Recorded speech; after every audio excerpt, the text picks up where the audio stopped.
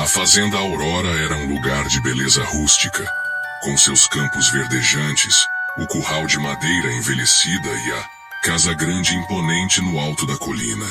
Mas, apesar da beleza, havia algo inquietante no ar. A floresta densa que cercava a fazenda parecia nos observar, suas árvores retorcidas e sombrias, guardando segredos ancestrais. Os animais, normalmente, calmos e dóceis, pareciam mais agitados que o normal, como se pressentissem uma ameaça invisível.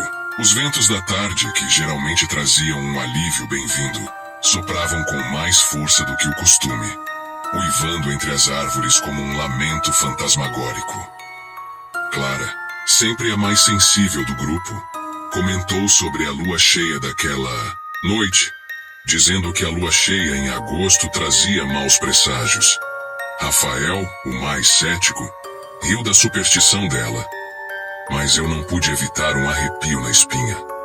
Lendas antigas circulavam pelas redondezas, histórias de criaturas noturnas que vagavam pela floresta em noites de lua cheia, lobisomens sedentos por sangue e vingança. Eram apenas histórias, é claro, contadas ao redor de fogueiras para assustar os mais jovens. Naquele momento, enquanto o sol se punha, pintando o céu de tons alaranjados e vermelhos, a sensação de que algo terrível estava prestes a acontecer se tornou quase palpável. A calmaria estava prestes a ser quebrada, e a tempestade estava prestes a começar. A noite engoliu a fazenda Aurora como um predador silencioso. O calor do dia se dissipou, dando lugar a um frescor úmido que pairava no ar. Terminamos o trabalho no campo e nos reunimos na cozinha da Casa dos Trabalhadores. Um cômodo simples e aconchegante, iluminado por uma lamparina a querosene. O jantar, simples como de costume, era composto por feijão, arroz e um pedaço de carne seca. A conversa girava em torno do trabalho árduo, dos planos para a colheita e da esperança de uma vida melhor. Clara, sentada ao meu lado, quebrou o silêncio com um suspiro preocupado. Essa lua cheia, ela murmurou olhando para a janela, onde a lua prateada brilhava intensamente no céu escuro. Dizem que a lua cheia em agosto traz azar. Coisas ruins acontecem. Rafael, sentado à frente dela, revirou os olhos com um sorriso debochado. Bobagens, Clara. Você acredita em cada história que ouve? Mas mesmo com o ceticismo de Rafael, a tensão no ar era palpável. De repente, um ruído estranho ecoou vindo da floresta. Um som gutural, animalesco, que fez os pelos da minha nuca se arrepiarem. Os cachorros da fazenda, que estavam quietos até então, começaram a latir histericamente, seus latidos transformando-se em uivos desesperados. Rafael tentou racionalizar, dizendo que provavelmente era algum animal selvagem em busca de comida. Uma raposa, talvez, ou um lobo-guará, ele disse, tentando convencer a si mesmo tanto quanto a nós. Mas, no fundo, eu sabia que não era nada disso. O medo se instalou no meu coração, um medo frio e visceral que eu nunca havia sentido antes. O som da floresta se intensificou, tornando-se uma sinfonia de ruídos estranhos e aterrorizantes. Os cachorros continuavam a uivar, como se estivessem implorando por ajuda. O vento soprava com mais força, gemendo entre as frestas da porta e das janelas. Olhei para Clara, seus olhos arregalados e cheios de pavor. Lucas, normalmente calmo e sereno, tinha o rosto tenso e preocupado. Até mesmo Rafael parecia um pouco nervoso. Senti um arrepio percorrer minha espinha. A noite havia se tornado sinistra, e os sussurros da floresta carregavam uma ameaça que eu não conseguia ignorar. Algo terrível estava à espreita, esperando o momento certo para atacar. E eu tinha a terrível sensação de que esse momento estava se aproximando rapidamente. A atmosfera na cozinha se tornou irrespirável, carregada de medo e apreensão. Os ruídos da floresta se intensificavam a cada instante, abafando qualquer tentativa de conversa. Os uivos desesperados dos cachorros ecoavam em nossos ouvidos, martelando em nossas mentes a terrível certeza de que algo estava terrivelmente errado. Precisamos verificar o curral, disse Lucas quebrando o silêncio. Sua voz era firme, mas eu podia notar um leve tremor em suas mãos. Os cachorros estão latindo de lá. Pode ser que algum animal tenha invadido. Rafael, ainda tentando manter a pose de cético, concordou. Pode ser só um puma faminto, ele disse. Mas sua voz soava menos convincente do que antes. Mas é melhor prevenir do que remediar. Saímos da casa com pedaços de pau que havíamos improvisado como armas. O vento frio da noite nos chicoteou o rosto, e a lua cheia imponente no céu lançava sombras alongadas e distorcidas sobre o terreiro. Caminhamos em silêncio, com os sentidos aguçados, cada ruído nos fazendo sobressaltar. Chegamos ao curral. O portão de madeira, normalmente fechado com um cadeado resistente, estava escancarado. As tábuas estilhaçadas, como se tivessem sido arrombadas por uma força descomunal. A lamparina a querosene mal iluminava o interior do curral, mas o suficiente para revelar o horror. O curral estava vazio. As vacas, que deveriam estar dormindo tranquilamente, haviam desaparecido. Meu Deus, Clara murmurou, cobrindo a boca com as mãos. Rafael, finalmente perdendo a pose de cético, examinou o chão lamacento. Olhem isso, ele disse apontando para o chão. Rastros, grandes rastros. Nunca vi nada parecido. Os rastros eram profundos e estranhos, com marcas de garras afiadas. Eram muito grandes para serem de um puma, e muito diferentes de qualquer animal que eu já tivesse visto na vida. Um calafrio percorreu minha espinha. As lendas sobre lobisomens que minha avó costumava me contar quando eu era criança inundaram minha mente. Um ladrão de gado não faria isso, disse Lucas, sua voz grave e sombria. Olhem a força necessária para arrombar o portão. E esses rastros, isso não é obra de um homem. O medo se apoderou de mim. Não havia mais dúvidas. Algo terrível estava acontecendo. Algo sobrenatural. E estávamos completamente sozinhos, à mercê de uma criatura desconhecida e aterrorizante. O vazio do curral era ensurdecedor, um prenúncio de um perigo iminente.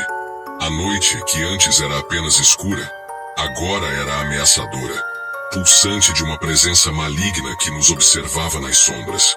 O silêncio que se seguiu à descoberta do curral vazio era mais aterrorizante do que qualquer ruído. Nossos corações batiam descompassados, ecoando o medo que nos paralisava. Cada sombra parecia se mover, cada ruído se intensificar, cada sussurro do vento se transformar em um aviso. Sinistro. Precisamos voltar para a casa, eu disse, minha voz tremendo levemente. Precisamos avisar Clara e pegar armas de verdade. Esses pedaços de pau não vão nos proteger de nada. Concordamos em silêncio, virando as costas para o curral vazio e caminhando de volta para a casa, o mais rápido que nossas pernas permitiam. A lamparina a querosene tremia em minhas mãos, lançando sombras dançantes que transformavam a paisagem familiar em um labirinto de horrores. Enquanto atravessávamos o terreiro a caminho da casa, senti um arrepio na espinha, uma sensação de ser observado, de ter a nuca exposta a um perigo invisível. Parei abruptamente, olhando para a escuridão da floresta que cercava a fazenda. E então eu a vi. Uma sombra enorme, escura e disforme se movendo entre as árvores. Era rápida, quase imperceptível, mas não pude negar o que meus olhos viram. Uma criatura gigantesca, com contornos vagos e ameaçadores, espreitava nas profundezas da floresta. Olhem! Eu gritei, apontando para a sombra. Ali, na floresta! Rafael e Lucas pararam bruscamente, seguindo meu olhar. Por um instante não viram nada. Mas então, a sombra se moveu novamente, revelando sua presença sinistra. Rafael, finalmente convencido da gravidade da situação, empalideceu. Meu Deus, ele murmurou, sua voz embargada pelo medo. O que é aquilo? A sombra desapareceu, engolida pela escuridão da floresta. Mas o medo que ela havia despertado em nós era palpável. Não havia mais espaço para dúvidas. Estávamos sendo caçados.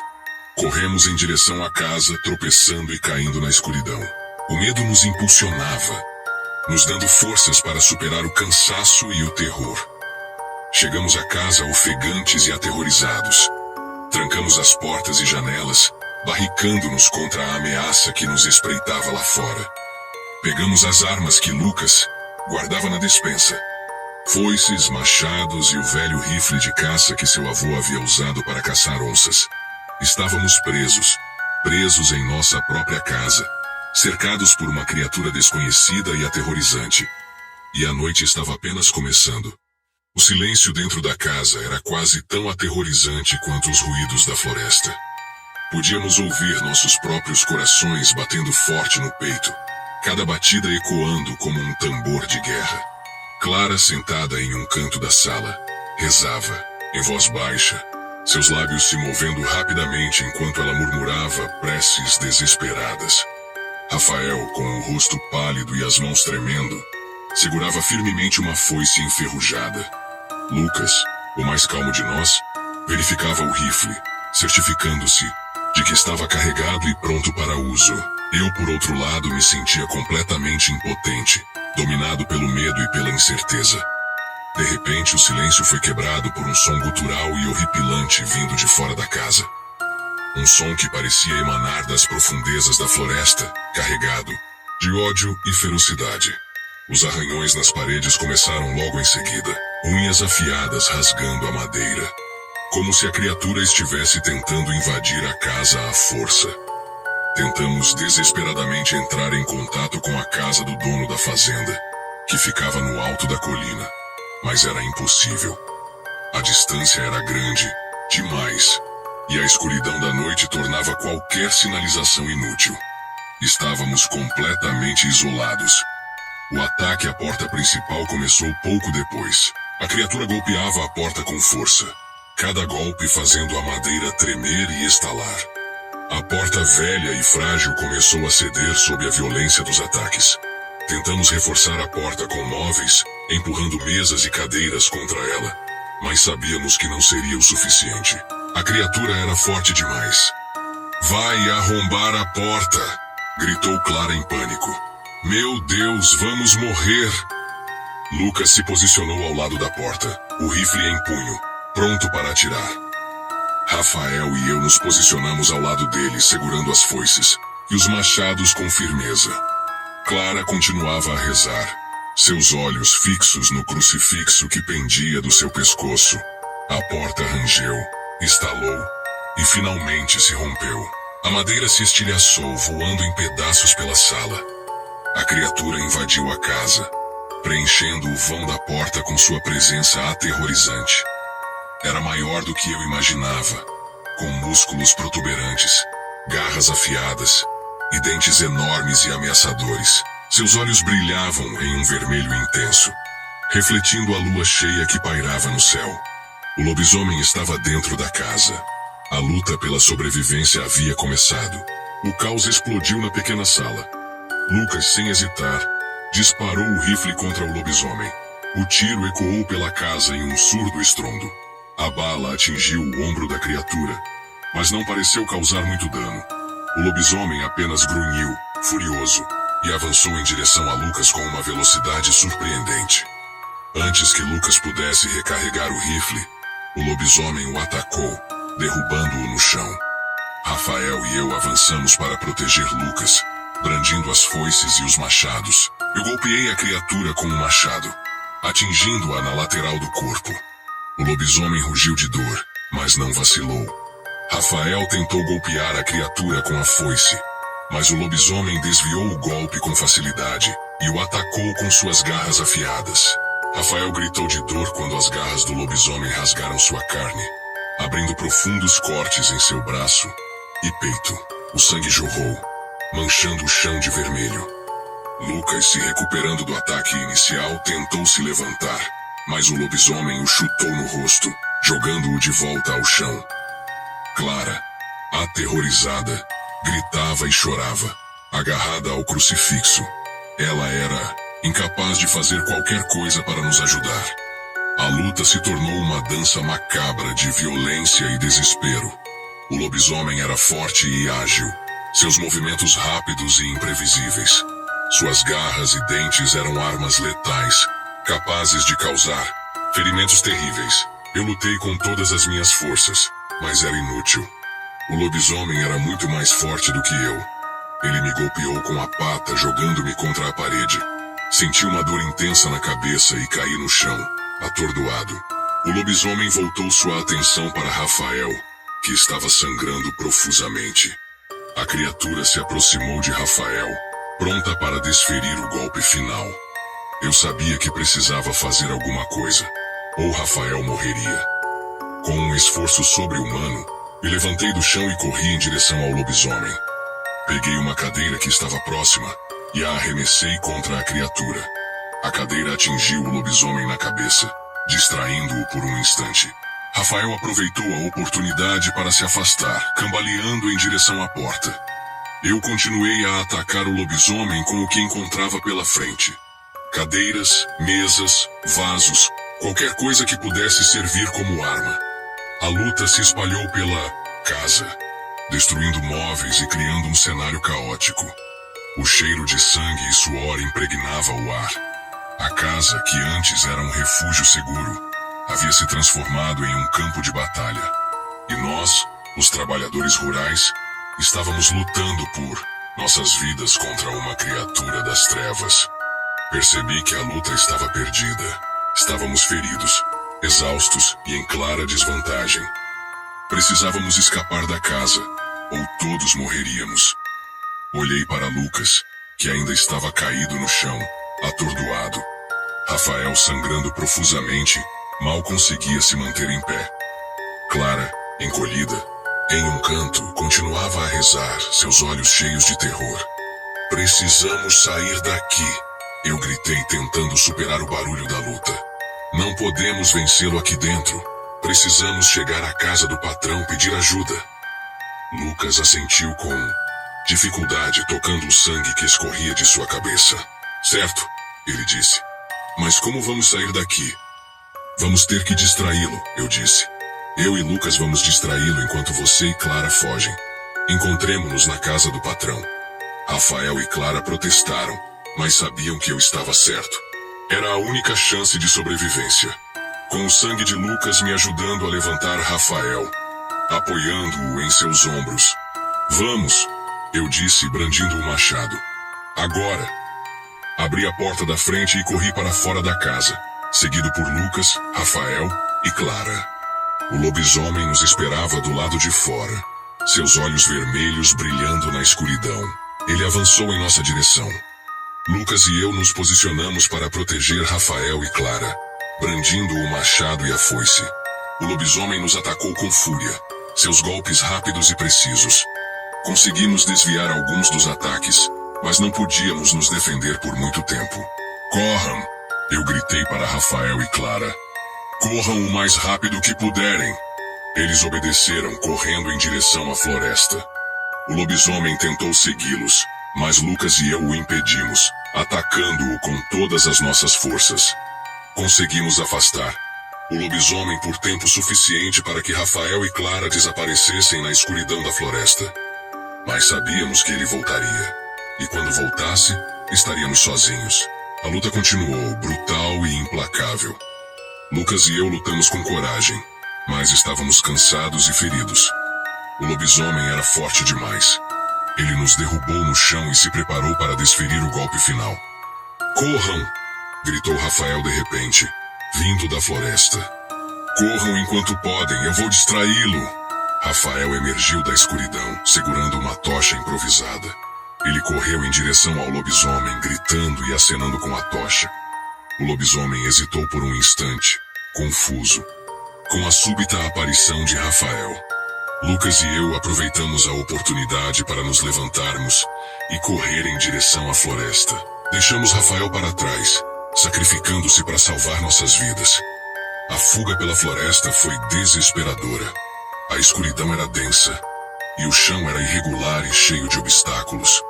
Tropeçamos e caímos várias vezes, machucando-nos ainda mais, mas continuamos correndo, impulsionados pelo medo e pela adrenalina.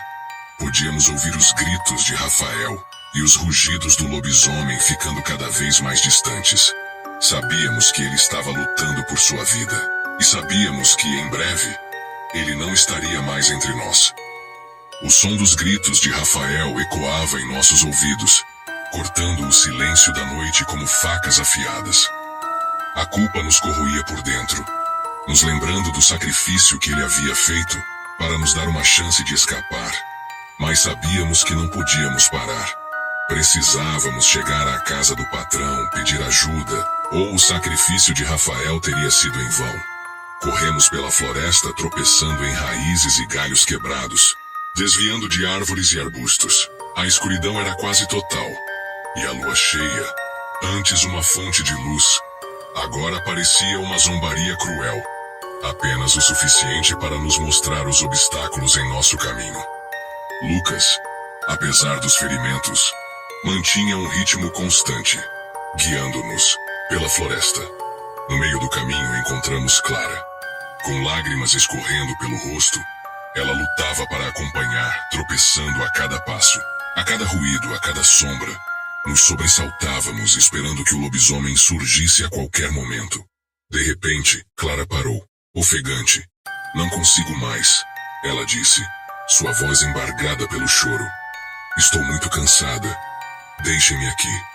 Lucas e eu nos recusamos a deixá-la para trás. Sabíamos que, se a deixássemos, ela não teria a menor chance de sobreviver. Mas também sabíamos que não poderíamos continuar carregando-a. Precisávamos encontrar uma maneira de nos defendermos, de afastar o lobisomem. "Precisamos de fogo", disse Clara com os olhos brilhando com uma súbita inspiração. "O lobisomem tem medo de fogo. Podemos usá-lo para nos proteger." A ideia de Clara era arriscada, mas era a única que tínhamos. Começamos a procurar por gravetos e folhas secas, reunindo o máximo que podíamos encontrar. Lucas usou seu canivete para lascar pedaços de madeira, criando iscas para iniciar o fogo. Com a ajuda da lamparina a querosene, conseguimos acender uma pequena fogueira. As chamas dançavam, iluminando um pequeno círculo ao nosso redor. O calor do fogo era reconfortante, mas também nos tornava um alvo mais visível. Enquanto Lucas e Clara cuidavam do fogo, eu improvisava tochas com pedaços de pano e óleo que encontramos em um pequeno barril abandonado. Enrolei os panos em torno de gravetos e os molhei no óleo, criando tochas improvisadas. Estávamos prontos, armados com fogo, prontos para enfrentar o lobisomem. Mas sabíamos que o fogo não seria suficiente para derrotá-lo. Precisávamos de uma estratégia, de um plano para nos proteger. E precisávamos agir rápido, antes que o lobisomem nos encontrasse. O fogo balançava, lançando sombras dançantes sobre nossos rostos. A pequena clareira que havíamos improvisado parecia um oásis de luz em meio à escuridão opressora da floresta. Mas sabíamos que a segurança era ilusória. O lobisomem ainda estava lá fora, à espreita, esperando o momento certo para atacar. "Precisamos encontrar um lugar para nos abrigar", disse Lucas, sua voz tensa. "Um lugar que possamos defender." Olhamos ao redor, procurando por um abrigo natural, mas não havia nada à vista. A floresta era densa e impenetrável, sem cavernas, rochas salientes ou qualquer outro tipo de proteção. De repente, Clara apontou para algo na distância. "Ali", ela disse, sua voz trêmula, "um celeiro."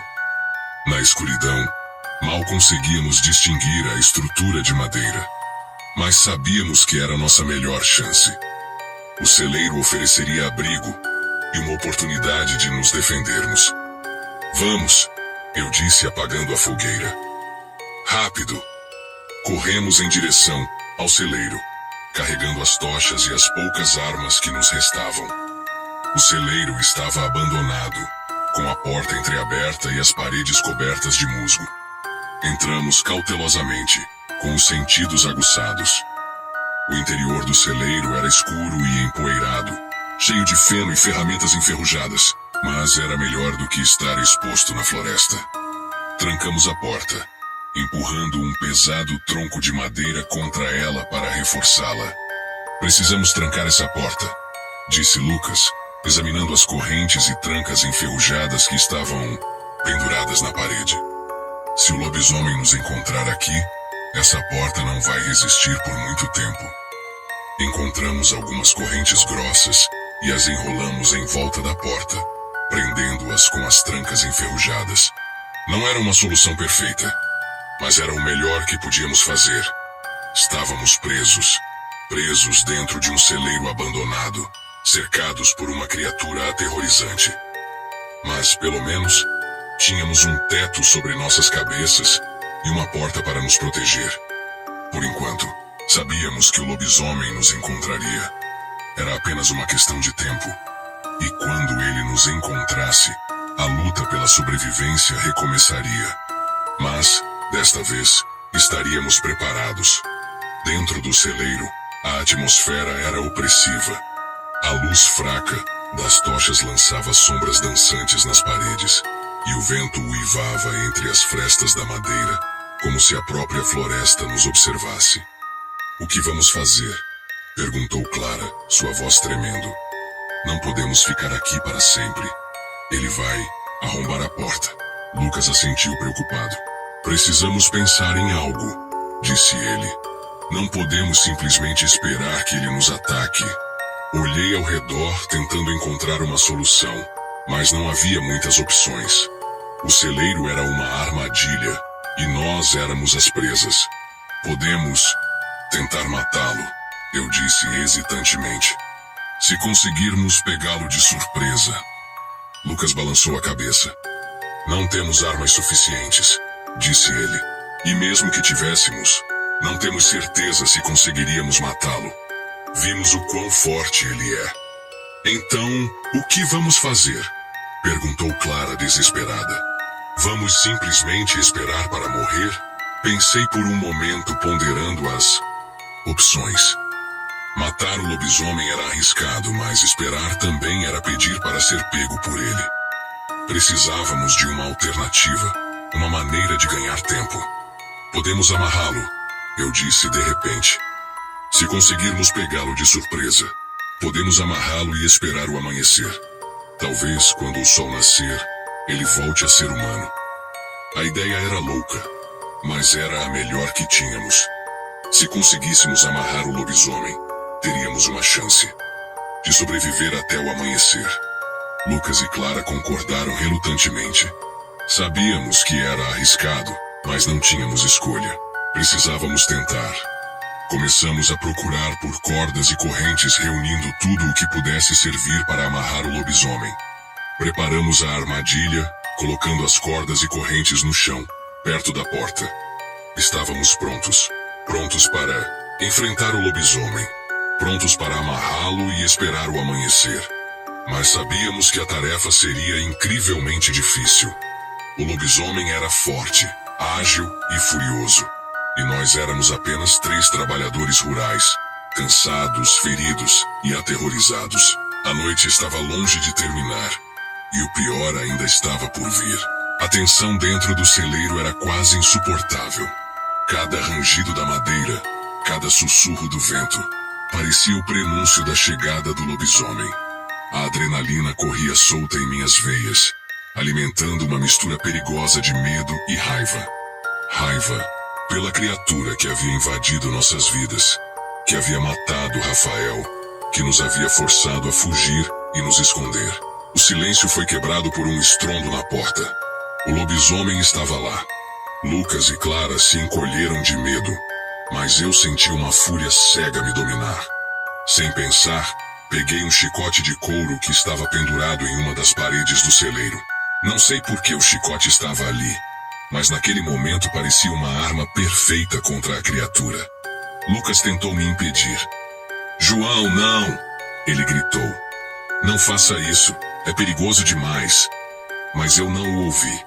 A raiva me cegava, me impedia de raciocinar. Abri a porta do celeiro e corri para fora, brandindo o chicote. O lobisomem estava parado na porta, seus olhos vermelhos brilhando na escuridão. Ele rosnou, mostrando seus dentes afiados, pronto para atacar. Eu não hesitei. Avancei em direção, ao lobisomem e comecei a chicoteá-lo com toda a minha força.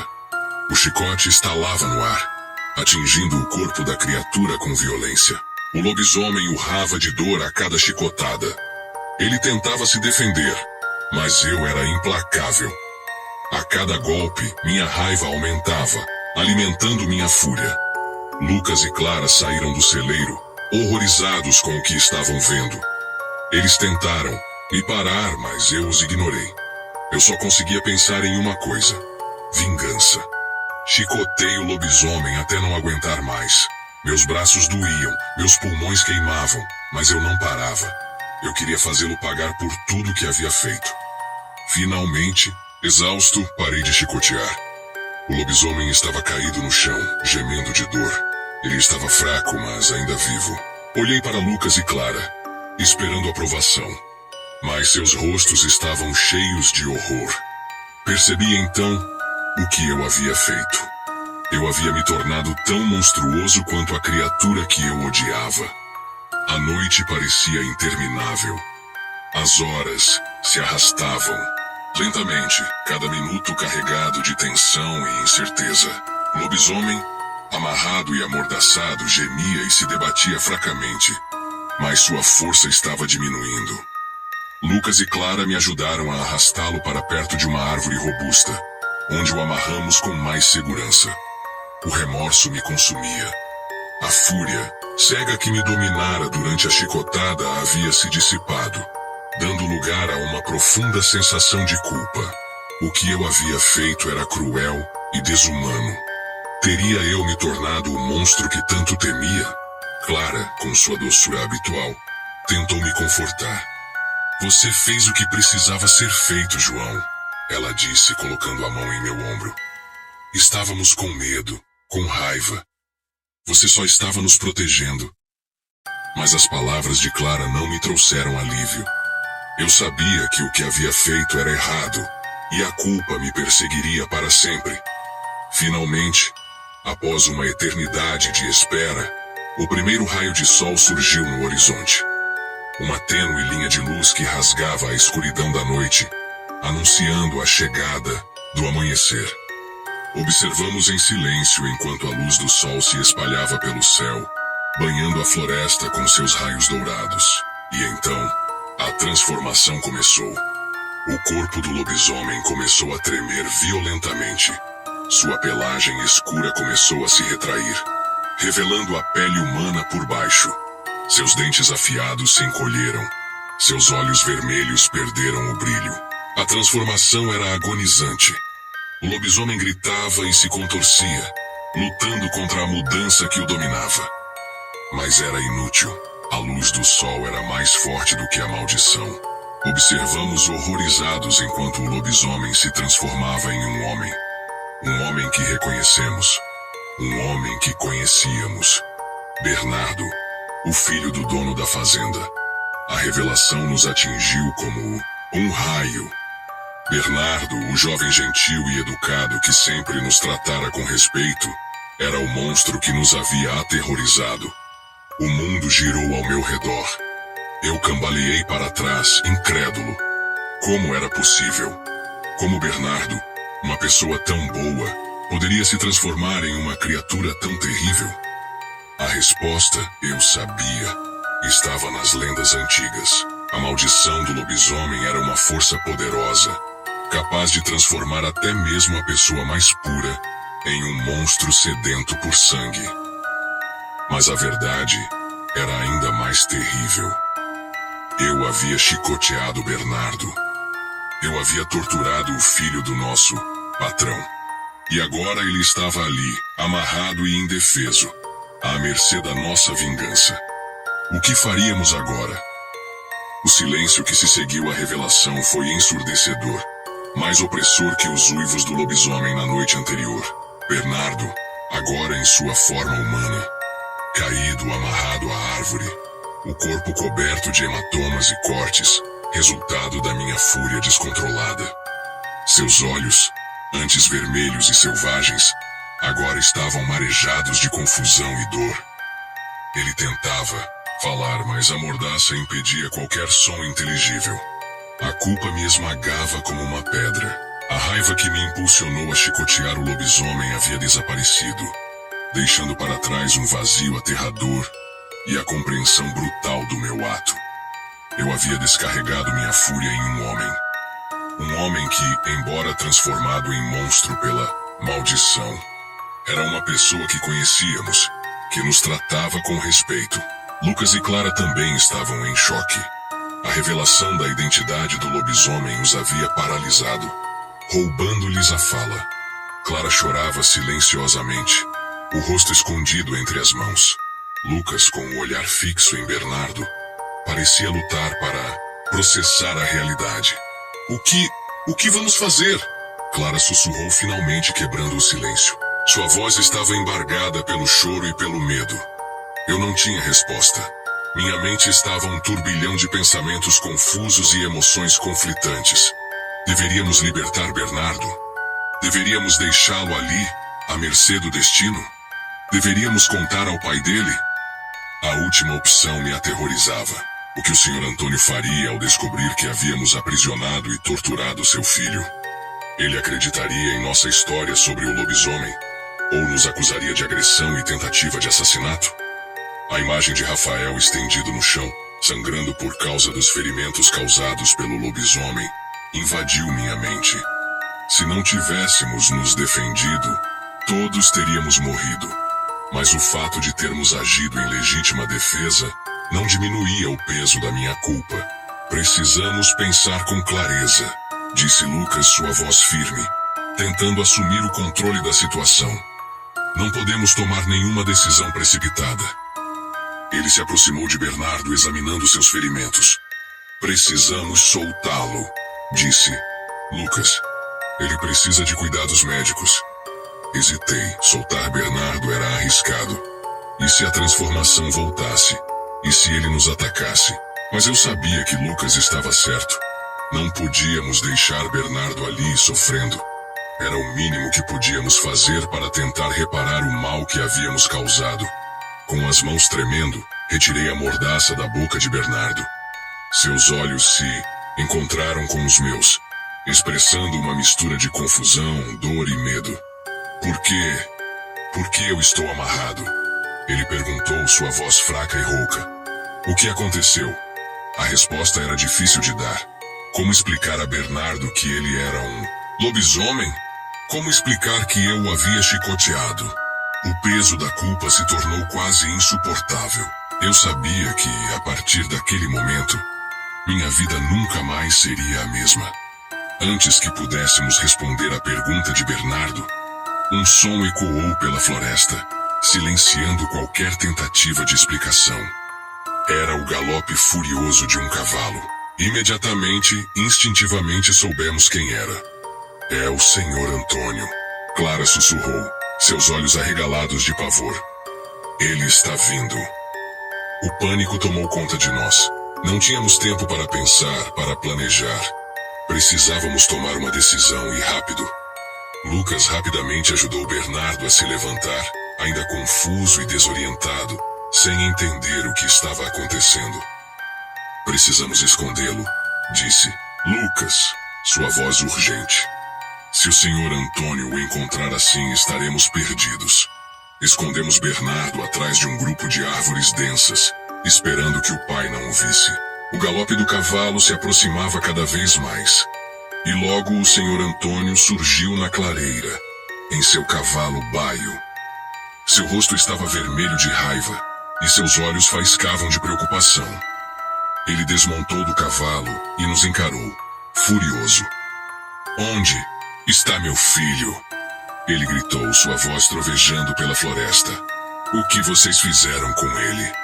Tentamos explicar a situação, começando pela invasão do lobisomem e terminando com a transformação de Bernardo ao amanhecer. O Sr. Antônio não acreditava em uma palavra do que dizíamos. Mentiras! Ele gritou, interrompendo-nos. Vocês sempre tiveram inveja dele. Sempre o odiaram por ser o filho do patrão. Tentamos argumentar, insistindo que estávamos dizendo a verdade. Mas o Sr. Antônio estava irredutível. Ele se recusava a acreditar em nossa história. Eu vou chamar a polícia. Ele disse, sua voz carregada de ódio. Vocês vão pagar pelo que fizeram com meu filho. O clima ficou tenso, perigoso. Sabíamos que se a polícia chegasse, seríamos presos e provavelmente condenados por um crime que não cometemos. Precisávamos convencer o Sr. Antônio de que estávamos dizendo a verdade, ou perderíamos tudo. Mas como? Como convencer um homem cego pela dor e pela raiva? A situação parecia desesperadora. Estávamos presos em uma teia de mentiras e mal-entendidos, sem saber como escapar. E o pior de tudo era que, no fundo, sabíamos que a culpa por tudo que estava acontecendo era nossa. A raiva do Sr. Antônio era palpável, quase sufocante. Ele nos encarava com desprezo, pronto para nos acusar e entregar à justiça. No entanto, por mais que sua dor e fúria o consumissem, percebi uma hesitação em seus olhos, uma dúvida, por menor que fosse, que pairava sobre suas certezas. Mentiras, tudo mentiras, ele repetiu, mas sua voz já não tinha a mesma firmeza. Vocês acham que sou idiota? Que vou acreditar nessa história de lobisomem? Lucas, com uma coragem que eu não sabia que ele possuía, deu um passo à frente. Senhor Antônio, nós entendemos que o senhor não acredite em nós, disse Lucas, sua voz firme e respeitosa. Mas nós estamos dizendo a verdade. E se o senhor nos der uma chance, podemos provar. O senhor Antônio riu, um som amargo e desolador. Provar? Como vão provar uma história ridícula como essa? Observe seu filho, eu disse, tomando coragem para falar. Observe-o nos próximos dias. Veja se ele apresenta algum comportamento estranho, alguma mudança de humor. Preste atenção nas noites de lua cheia. Talvez, só talvez, o senhor veja algo que o faça mudar de ideia. O silêncio se instalou novamente, ainda mais pesado que antes. O senhor Antônio nos encarava, seus olhos marejados, como se estivesse pesando nossas palavras. Percebi que ele estava dividido entre a dor de pai, a crença em nossa história, e um fio tênue de dúvida que o corroía por dentro. Finalmente ele respirou fundo, como se tomasse uma decisão difícil. Vou dar a vocês uma chance, disse ele, sua voz rouca. Mas se eu descobrir que estão mentindo, vocês vão se arrepender amargamente. Ele nos ordenou que fôssemos embora da fazenda, proibindo-nos de falar com quem quer que fosse sobre o que havia acontecido. Ele mesmo cuidaria de Bernardo, tentando descobrir a verdade por trás daquela história impossível. Enquanto nos afastávamos da fazenda, carregando o peso da culpa e do medo, sabíamos que nossa vida nunca mais seria a mesma. O segredo que compartilhávamos nos unia e, ao mesmo tempo, nos separava. Clara se tornou ainda mais religiosa, buscando consolo na fé e tentando expiar seus pecados. Lucas se fechou em si mesmo, raramente falando sobre o que havia acontecido. Eu me tornei um homem atormentado pela culpa, incapaz de esquecer a imagem de Bernardo amarrado à árvore, o corpo marcado pelas chicotadas que eu havia desferido. Alguns meses depois, chegou a notícia. Bernardo, em uma noite de lua cheia, havia se transformado novamente e atacado seu próprio pai. As notícias se espalharam rapidamente pela região, e todos ficaram sabendo do acontecido. O senhor Antônio sobreviveu por pouco, com muita sorte. Ele nos chamou de volta à fazenda, e nos pediu desculpas por ter duvidado de nós. Nos ofereceu nossos empregos de volta, e voltamos aos trabalhos como de costume.